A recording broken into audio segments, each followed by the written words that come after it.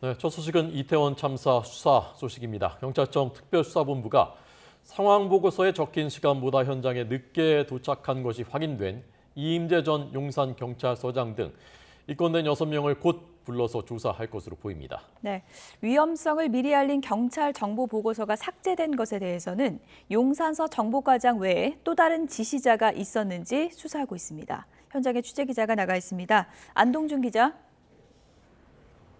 네, 경찰청에 나와 있습니다. 네, 특수본 수사에 속도가 붙고 있군요. 네, 경찰청 특별수사본부는 지금까지 이태원 참사 관계자 6명을 입건했습니다. 참사 부실 대응 논란이 일었던 관계자 대부분이 피의자로 전환된 겁니다. 먼저 경찰청 특별감찰팀이 수사를 의뢰하기도 했던 이임재 전 용산경찰서장과 류미진 당시 서울경찰청 112 상황관리관에게는 직무유기와 업무상 과실치사상 혐의가 적용됐습니다. 사고 지역을 관할해야 하는 이 전 서장과 헬로윈 인파 등의 상황을 총괄해 관리해야 하는 류 전 관리관이 맡은 업무를 소홀히 해 참사를 키웠다고 본 겁니다.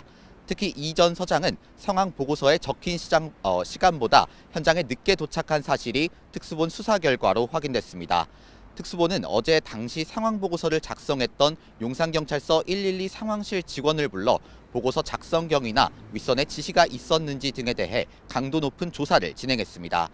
특수본은 오늘 YTN과의 통화에서 이번 주 피의자 소환 가능성을 묻는 질문에 최대한 빨리 소환 조사할 예정이라고 답하기도 했습니다. 압수물 분석과 참고인 조사가 이미 상당 부분 진행된 만큼 이르면 이번 주 이 전 서장 등 피의자를 소환해 조사할 가능성도 있습니다.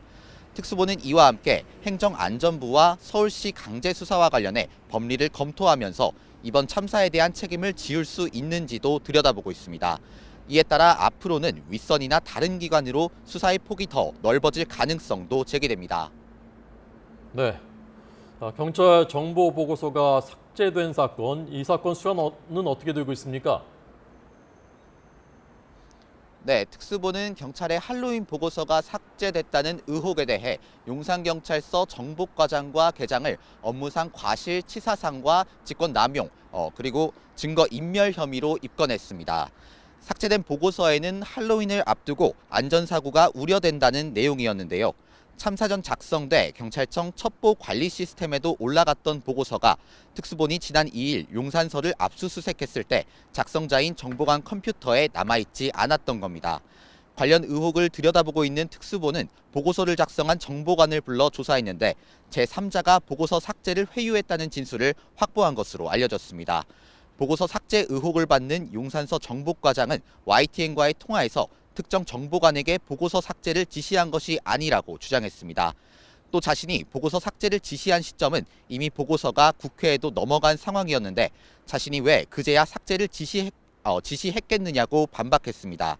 이런 가운데 윤익은 경찰청장이 어제 국회 행정안전위원회 현안 질의에서 이태원 참사 수사 진행 상황과 관련해 특수본의 보고를 받았다는 취지로 발언한 것도 논란이 되고 있습니다. 이후 보고를 받은 게 아니라고 해명하기도 했는데요. 수사의 독립성을 보장하기 위해 특수본을 출범시켰지만 이른바 셀프 수사에 대한 우려가 여전한 가운데 윤 청장의 말이 문제의 소지를 더 키울 수 있다는 지적이 나옵니다. 지금까지 경찰청에서 YTN 안동준입니다.